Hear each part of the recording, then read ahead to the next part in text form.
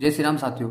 हनुमान जी महाराज कलयुग में शीघ्र प्रसन्न होने वाले देवता है और उनको प्रसन्न करने के लिए सबसे सरलतम ग्रंथ है हनुमान चालीसा।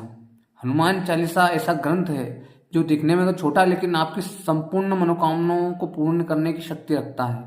हनुमान चालीसा साक्षात विग्रह स्वरूप है हनुमान जी महाराज का। इतनी पावरफुल है हनुमान चालीसा कि आप अपने सारे मनोरथ सिद्ध कर सकते हैं। हनुमान चालीसा अगर व्यवस्थित नियम से थोड़ी समझ कर पढ़ें तो पूरे कार्य सिद्ध कर सकती है हनुमान चालीसा। बहुत दिनों से मेरे मन में ऐसा भाव आया है कि मेरी मति अनुसार से हनुमान चालीसा की जो 40 चौपाइयाँ हैं उनकी व्याख्या करूं हनुमान जी की प्रेरणा से। हालांकि व्याख्या करना संभव नहीं है लेकिन फिर भी जो मैंने गुरुजनों से सीखा है, हनुमान जी की कृपा से जो मैंने पाया है, मैं चाहता हूं कि अन्य भक्त भी इसका लाभ लें।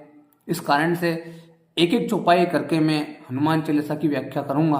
आप सभी से निवेदन है कि जो ये वीडियो देखे, इस श्रृंखला से जुड़े 40 चौपाई 40 दिन में पूरी होगी, तो आपसे निवेदन है कि इससे जुड़े।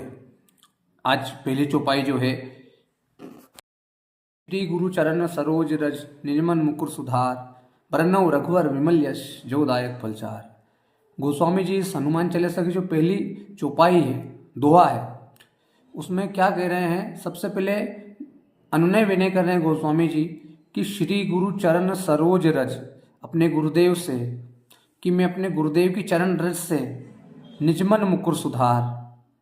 जो मुकुर का मतलब होता है दर्पण, जो मेरा मन रूपी दर्पण है उसको मैं साफ करना चाहता हूँ। क्यों? बरनऊ रघुवर विमल यश जो दायक फलचार। उन रघुनाथ जी के चरित्र का वर्णन करना है, यश का वर्णन करना है, भगवान के गुणों को गाना है। अब अगर मन में क्लेश रहेंगे, विकार रहेंगे, मन अगर साफ नहीं होगा तो कैसे मैं परमात्मा के गुणों का गान कर सकूंगा? इसी प्रार्थना गोस्वामी जी हनुमान जी से कर रहे हैं कि मेरे जो गुरु रूपी जो गुरु हैं, उनके जो चरण हैं, उनकी रज से मैं अपने मन को साफ करना चाहता हूँ।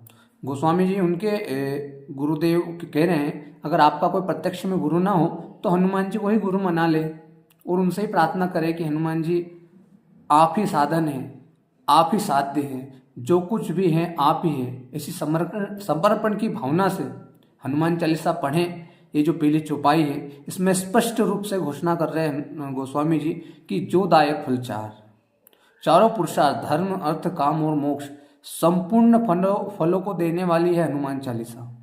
अन्य सर्वत्र कहीं भी जाने की आवश्यकता नहीं है, कुछ भी उपाय करने की आवश्यकता नहीं है। केवल और केवल हनुमान चालीसा को पकड़ लें निष्ठा से, समर्पण से, एक नियम, एक समय और हनुमान जी महाराज जी के सामने समर्पण कि हनुमान जी महाराज आज से मैं आपका हुआ, मेरी जिम्मेदारी आपकी है। और इस भाव से अगर कुछ विशेष मनोकामना के लिए कर रहे हैं तो अनुष्ठान कर ले, अनुष्ठान के नियम ले लें। वरना अगर नियमित रूप से अपकार कर रहे हैं तो सारे फलों को देने वाली हनुमान चालीसा हो ये सिद्धि साखी गौरी सा। गोस्वामी जी ने भगवान शंकर को साक्षी मानकर इसमें ये बात कही है। तो थोड़ा सा ठहर कर इसके अर्थ को ग्रहण करके अगर हनुमान चालीसा पढ़ी जाए, थोड़े नियम पूर्वक, संयम पूर्वक, हनुमान जी के सामने समर्पण, सबसे जरूरी चीज तो समर्पण ही है।